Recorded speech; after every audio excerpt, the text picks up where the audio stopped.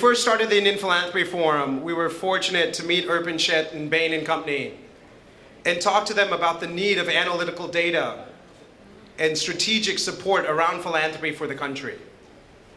And with that, we decided to partner with Bain and Company and use their skill sets as an organization and their rigor and their methodology to focus on something that they typically don't look at, which is philanthropy. Since that time period, this is the 4th year now that Bain, on an annual basis, releases a report on the state of Indian philanthropy. This report has been covered in journals, newspapers, and magazines, not only in India, but across the world. It's heralded as a movement towards looking at philanthropy and questioning what are the levers that need to exist enabling a more successful sector to occur. With that, I'd like to introduce you to Urban Shet, Bain and Company partner, as well as a recently joined Dasra board member.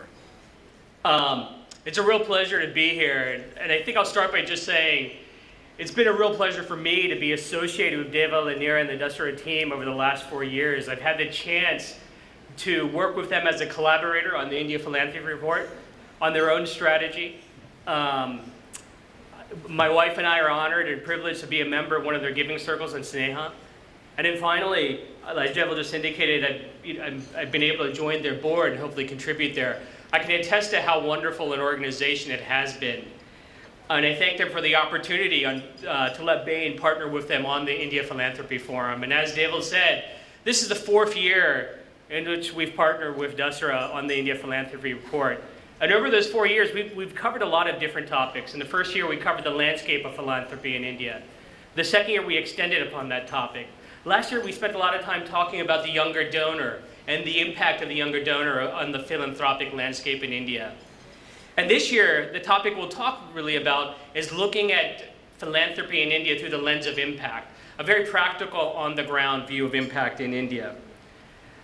And though we've done this for 4 years and we've looked at different topics associated with philanthropy in India, one thing is completely clear and constant, and that is the need for the involvement of philanthropists and philanthropic capital in India is as great as ever. And even though there's been great progress over the last few years on different social metrics and amazing success stories such as Educate Girls, it's really clear that the need for your engagement and the engagement of people like you in India philanthropy is incredible. If you look at some of our social metrics, they're far short of where they want to be. And I think this is one of the reasons why Dasra focuses on impact, but not just impact, but impact at scale, because the needs are so profound. So given that theme of impact at scale, we decided this year, let's take a step back and really understand how different people and different stakeholders view impact on the ground in India. So over the past month and a half or so, we've spoken to about 180 givers and philanthropists. We've spoken to 40 NGOs to really understand how do they think about philanthropy? How do they define philanthropy? How do different stakeholders define philanthropy? How do they talk about impact?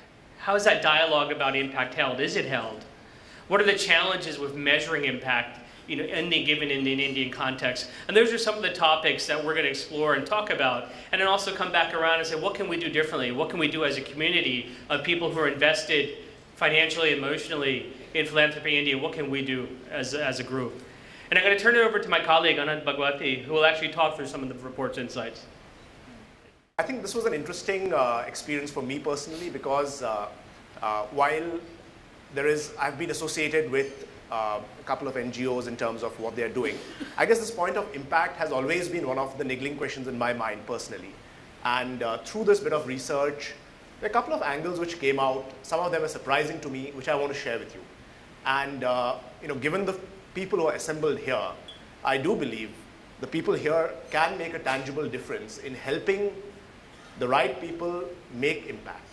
So, I'm going to keep it very crisp and short, but hopefully some of this stuff might be thought-provoking. So when we talk to people, we realize that across the board, everyone believes that impact is important. Now this is motherhood and apple pie. Who's not going to believe in that? But when we started probing a little deeper, we realized that there were some disconnects between different parts of the value chain, between donors, NGOs, but also within the groups themselves. Now I want to highlight that first. So there were 4 areas which came up, and while everyone across the board believed impact is important, The first area was interesting that different stakeholders had quite different definitions of what is impact. Now, one of the things we have noticed when we do work with our corporate colleagues and business colleagues is if you don't have a common definition of success, it's very unlikely that all of us will actually be able to get there. So while impact is important in everyone's eyes, there are pretty differing definitions, and I'll speak a bit about that. I think the second thing which caught at least me a bit by surprise was while everyone talks about how important this is, communication on impact between NGOs and the donors is actually shockingly poor. And some of this might be simply because it's difficult to communicate, but some of this can be sorted. So I'll speak about that as well. Third thing which was pretty interesting was even within the group of donors and within the group of NGOs, there seemed to be a couple of segments. There is a segment who's focused a lot on impact, focused on long-term, specifically measured impact, but there are others who are actually not focused on that. So it's not just a disconnect between different parts of the stakeholders. Even within the group of people sitting here, there might be disconnects existing. And the last thing which was, I think, interesting as well to us was there are sectors where there is genuinely, it's complex and difficult to measure outcomes.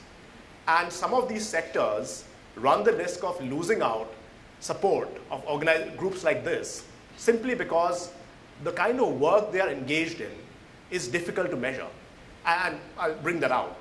To us, these 4 areas of disconnects or difficulties need urgent attention of this group, because if that's done, then the intent is there to move towards impact. And I guess the journey to impact will be much faster. Let me just probe a little bit into each of these. So the first one, what you'll see is there are different dimensions around impact. And as we spoke to people across the NGOs and across donors, we realized that the first key dimension is a long-term versus a short-term definition of impact. So there are those who are measuring impact in terms of how many entities did I cover in the last month or in the quarter. But there are also those who are measuring what is the long-term impact I had sustainably due to the work I'm doing right now. What is interesting is these definitional differences are there sometimes within the same sector. So the key question is, what is the right time frame of impact? And again, I don't have the answer, but this emerged as a key difference in opinion between groups. I think the second thing which came up quite strongly is qualitative versus quantitative. There is clearly a large body of people here, especially in donors, who want strong quantitative metrics. But there is also a group of people who are talking more on qualitative metrics. And the issue is simple. People who really believe in quantitative metrics start getting more and more suspicious if they are not getting those quickly. And this disconnect is important to resolve because otherwise this can lead to a trust deficit. And really the third one here is, and this is a classic one, is impact an activity or is impact the outcome of that activity? And it goes back to saying, is it really the number of people I taught, or is it the number of people who use that teaching to translate that to better livelihood over a long-term period of time? These 3 areas seem to be quite different across NGOs, donors, and in some cases foundations.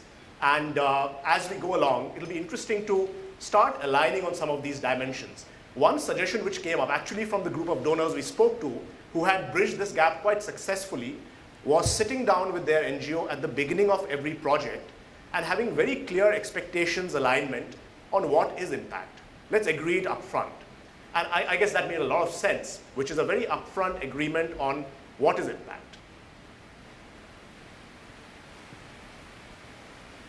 I think the second thing which came through was, how is it being communicated? Now, this is important because a lot of the NGOs are doing great work, but when we looked at the data, it sort of emerged that, actually only, a few of them are regularly communicating. And by the way, this regularity is a quarterly regularity. So the graph you see on the left, the yes refers to the people who are receiving regular quarterly communications from their NGOs. But I think what takes it a little further, the problem, is even those who are receiving that, only a very few of them actually are receiving impact-oriented communication. Most of the communication is around activities being done. And this leaves a bit of disconnect in people's minds. I heard a question earlier saying, yes, we are doing stuff, we are doing sports, but what really is translating that activity into impact? And if you multiply these two, what you'll see is it's actually less than 2 in 10 donors end up receiving regular impact communication from their NGOs, is at least what we're hearing from the group we polled. It's interesting to see this number is so small. It's actually close to 1.2. And the number is so small, which means if people are not getting this communication and they are worried about impact, it can easily lead to a trust deficit. So how do we solve this is the big question.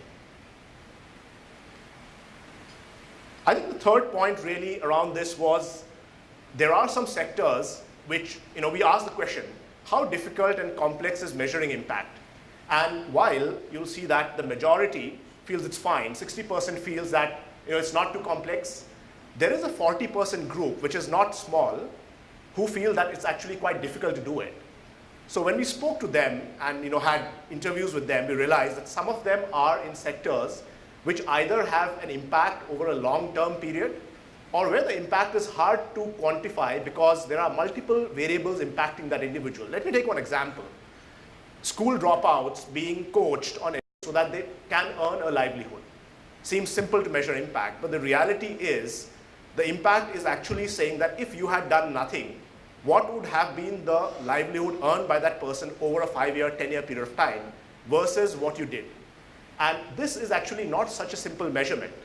But what's happening is some of these NGOs are struggling because they can hear the demands from the donors on saying, tell me about impact, but they are still struggling on what is the right mechanism and metrics to measure so that I can cross that bridge. And not all sectors are suffering from this, but some sectors which are harder to measure might actually lose out on the impact multiplier if this is not sorted out soon. We talked about a few areas. I think I don't want to sound like gloom and doom. I think the good news is people are feeling that impact is important.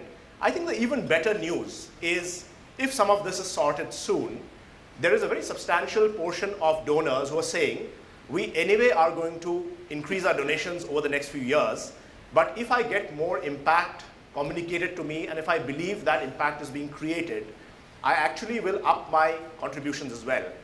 So it's a double benefit. On the dollars, on the rupees which are being spent today, one will get more multiplier effect for the final beneficiary. But approximately a quarter of the donors have actually said that make sure you create and communicate this impact to me a little better, and I'm actually going to loosen my purse strings.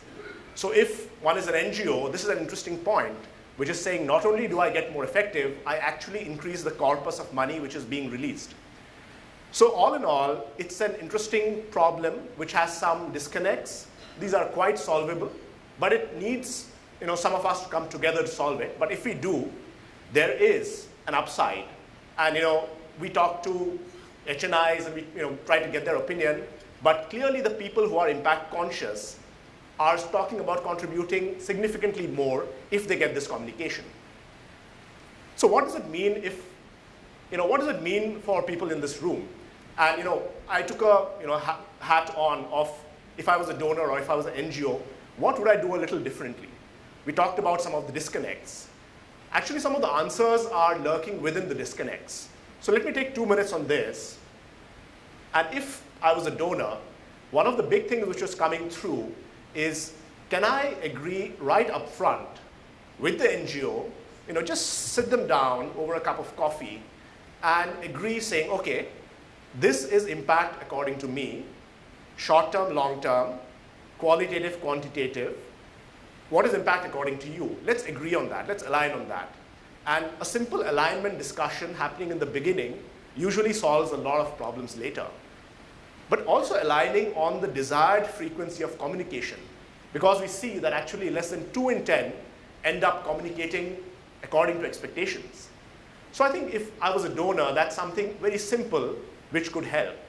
And I think the second thing which came through is active involvement of the donors, not only around review, but helping the NGO define some of these matrices and helping them understand how to solve this for harder to measure sectors those NGOs in those sectors would hugely value this input.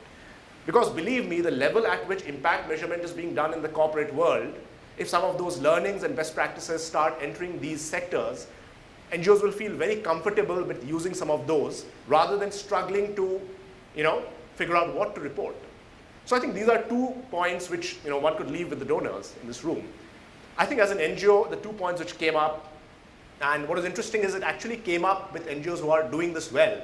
The first one was, is there a way we can innovate, research, and define the matrices in a manner that it's completely commonly agreed? Now, the interesting thing is this is not going to be one size fits all. So a couple of watch outs. One size fits all will not work because different sectors have very different needs. But for a sector specific metric, if there's alignment on what is really impact, and if someone can come together and define it and almost publish what is the case study of how this is being measured by someone, goes a long way in not trying to do a invented here syndrome. So that's one thing which NGOs would really benefit from. And I guess the other thing which I spoke about 2 minutes back is a dialogue and involvement both around expectations and around communications on impact, starting from day 0, but then going through in a very regular fashion would be the other thing the NGOs would benefit from. So these were a couple of thoughts. I started by covering some of the disconnects. There is a huge upside to solving the disconnects. It'll be very empowering, very, very, very enlightening to a lot of people. And then some things which could be done by different groups who are in this room actually. So these are a couple of things which came up. I found a few of them revealing, some of them were common sense. But if this gets sorted, I think given the economic climate today, given the fact that the needs of India are no less than before, the same rupees can go further and more rupees can get unlocked, which I think is a good thing for everyone in this room. So I'd like to hand over to Arpan to sort of just share his thoughts on this. Yeah. So Anand, thank you. If I try to draw this back and put it back into context of the conversation, the dialogues that have happened here today in the last 3 days and potentially tomorrow, I think one of the things that's really important for all of us is to determine and to put impact at the center of our conversations. And I think if we put impact at the center of our conversations, it forces a lot of habits to be formed in organizations that you either donate to or that you work for, that work in this space. How do you communicate around impact? How do you measure around impact? How do you place that up front in the conversation so your alignment? I think this focus on impact actually is really important to widen sort of, there's probably 300 or 400 people in this room. The question is, how do we get 1,000 people in this room? How do we get 2,000 people in this room who have confidence that if I give to the people in this room or give to others, that I'm going to have impact? And I think drawing this conversation around impact is incredibly important for us to really expand the circle of people involved in philanthropy in India. I think someone made the comment earlier that it's tough to get Indian donors involved. Well, I think by placing this conversation of impact and everything that forces in terms of discipline for an organization is vital to draw more people in. And I think everybody in this room is going to play an incredibly important role in driving this focus on impact. And this is one of the reasons why Dashra it talks about impact at scale, very deliberate choice of words, impact and scale. So if there's nothing you take away from this, I hope what this continues to emphasize is something that I think all of you intuitively feel, which is impact has to be at the center of the dialogue around philanthropy in India. And I think that's a way how we begin to grow the pie and get more people financially and emotionally engaged in the topic. Thank you.